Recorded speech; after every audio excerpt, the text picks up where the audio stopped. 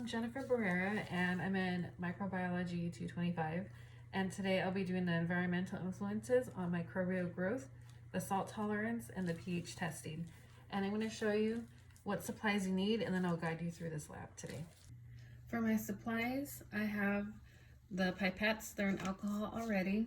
I have my active cultures, these two that we're using today. And then I also have the broths. So I have the nutrient broth, which is the 5 mLs. I have 6 of those. I have the 2 nutrient broth, the 15%. And then I also have the 1%. This is 6 mLs. I know the lab says 10 mLs, but these are 6. Along with this one as well. This is 7%. And I have my lighter, I have my candle, I have my scissors and Sharpie, and all my safety gear on. First step is to grab your 6 tubes. I have all 6 of mine, and I already labeled some. So the nutrient 1% is first. I did SC as abbreviation, and then I did the 7%, the SC, and then 15% is SC. And the next one would be SE, I'm abbreviating to make it easier, which is epidermidis, and I'm going to write it on these remaining 3.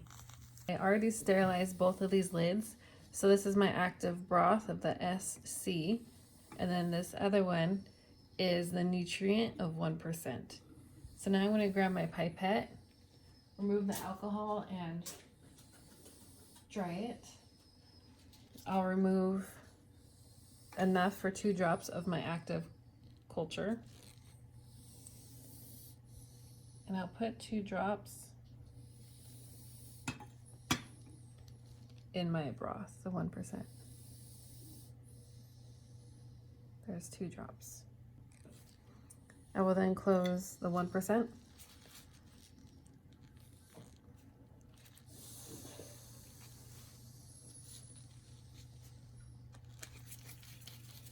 Okay, capped it, and I'll repeat the same steps, the 2 drops for the remainder.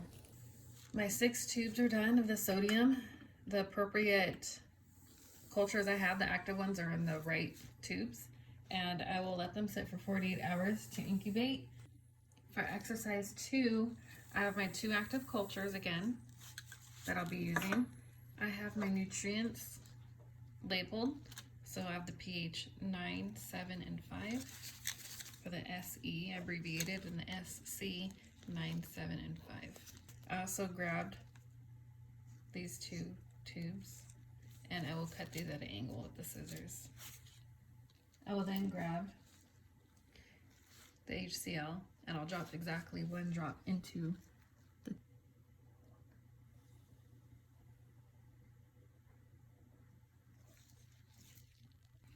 I finished doing the cultures with the sodium to bring them to the correct pH, and I'm going to grab all my SEs, the epidermidis, and then I'm going to grab my active culture, and I'm going to open all of these individually, and I'll place my active culture 2 drops into each one of my nutrients.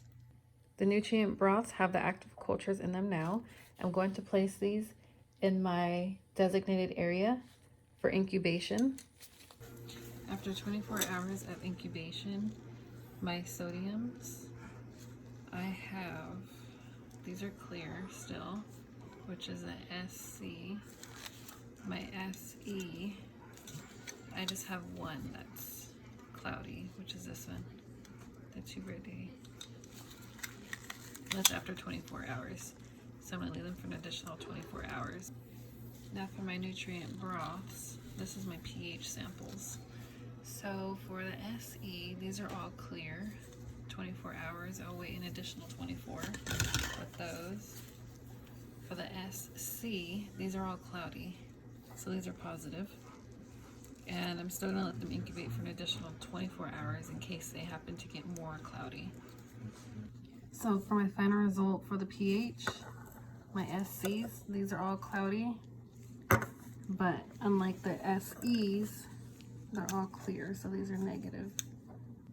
For my sodium, the 15, 1% and 7. This is SE. These are all clear, so these are negative. And then my SC, these are cloudy. I will now add all my results to my lab, and then that's the end of my video.